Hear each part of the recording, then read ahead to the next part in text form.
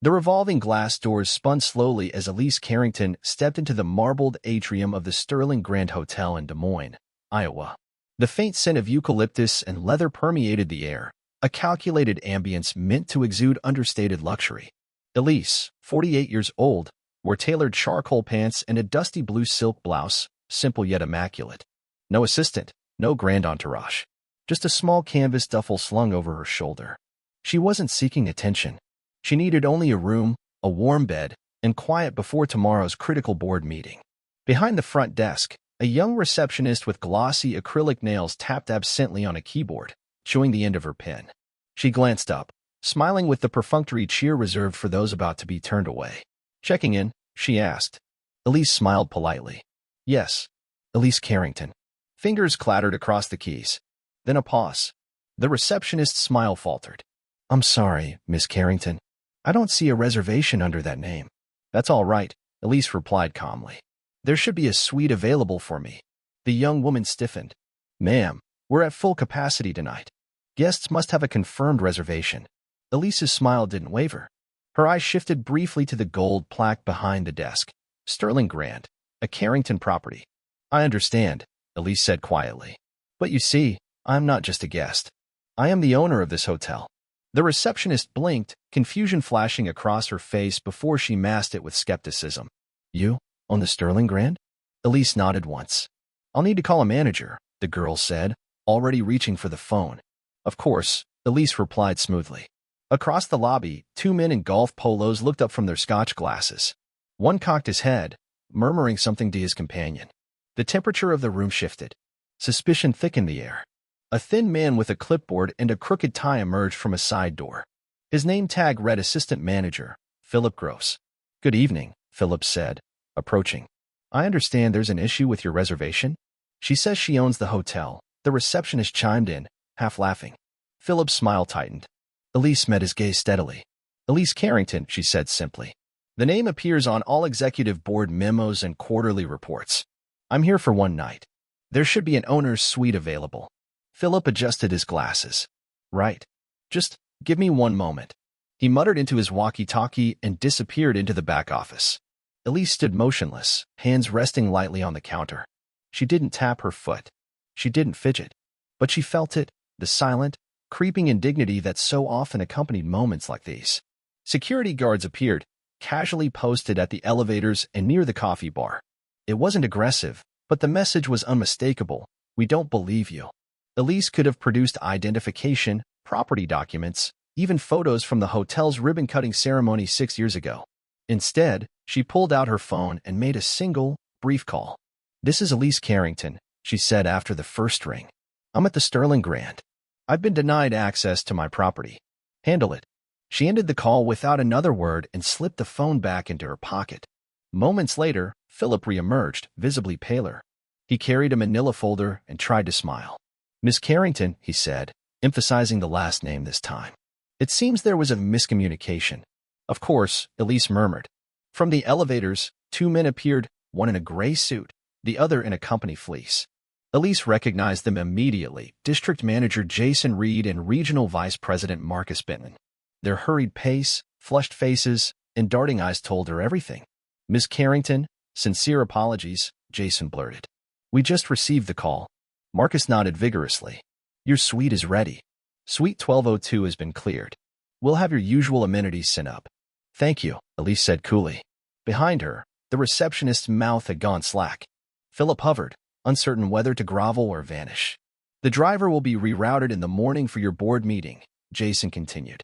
"And your preferred espresso and fruit platter will be ready at your convenience." "Very good," Elise said, not moving. The receptionist hastily Googled her name under the desk, no doubt finding the article she hadn't thought to check before. Elise watched her with detached curiosity.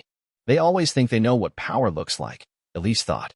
It wasn't just the brown skin, the natural textured hair pulled into a neat puff, or the absence of gaudy jewelry. It was the simple refusal to fit their assumptions. Jason cleared his throat. "We've initiated an internal audit and additional staff training on guest protocol." Elise interrupted him softly. "I trust you'll see it through." "Absolutely, ma'am," Jason assured. Without waiting for further fanfare, Elise accepted the 2 key cards and moved toward the elevators. As the doors slid closed, she glimpsed the assistant manager standing rigidly by the desk, a sheen of sweat on his brow. Her suite was pristine. A faint hint of eucalyptus and lemon filled the air. On the table sat a hastily written apology note from the kitchen manager alongside a fresh cappuccino. Elise moved through the room slowly, surveying everything. The Sterling Grand was more than a hotel to her. It was a piece of herself. A triumph over every door slammed in her face, every condescending glance, every dismissed pitch. Her phone buzzed. Her chief of staff had texted, "Media is on standby if you want to release a statement." Elise stared at the screen for a long moment. Then she turned it face down. This wasn't about making headlines. It was about ensuring that moments like this would happen less often, even if only by a fraction. The night passed quietly. Morning arrived. At precisely 6:30 a.m., Elise Carrington descended to the lobby. Impeccably dressed, she moved with an assurance that turned heads. Conversation stilled. Staff straightened reflexively. She entered the small executive conference room where Jason, Marcus, Philip, the receptionist, whose name tag read Kayla Mendez, and an HR representative were seated. Elise did not sit. "Would someone like to explain?" she said softly. "What happened last night?" Kayla looked down. Philip cleared his throat but said nothing. Finally, Kayla whispered, "I didn't think you were who you said you were. Because I didn't look like someone who owns hotels?" Elise finished for her. Kayla nodded miserably. "Did I raise my voice? Threaten anyone?" "No, ma'am." Elise turned to the HR rep. "I want accountability, not blood." The HR manager nodded gravely.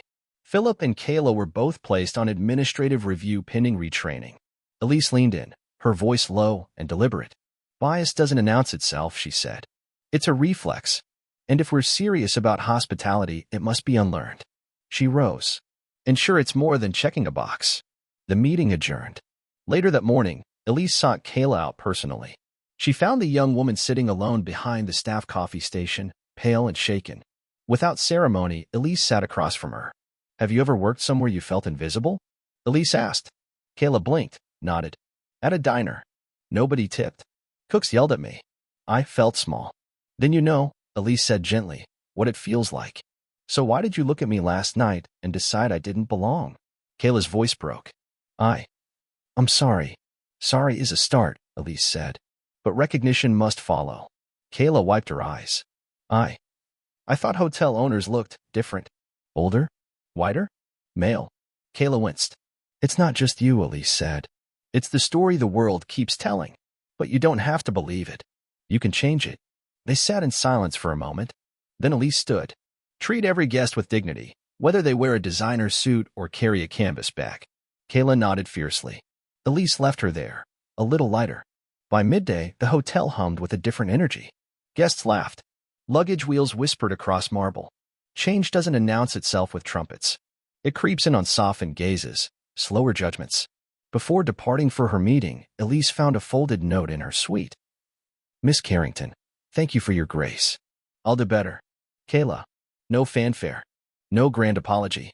Just change, planted like a seed. As Elise climbed into the waiting car, the same doorman from the night before opened the door with a respectful nod. "Safe travels, Miss Carrington." "Thank you," Elise said, smiling. She didn't look back. She had left something behind, not luggage, but the burden of being misunderstood. It was a good trade.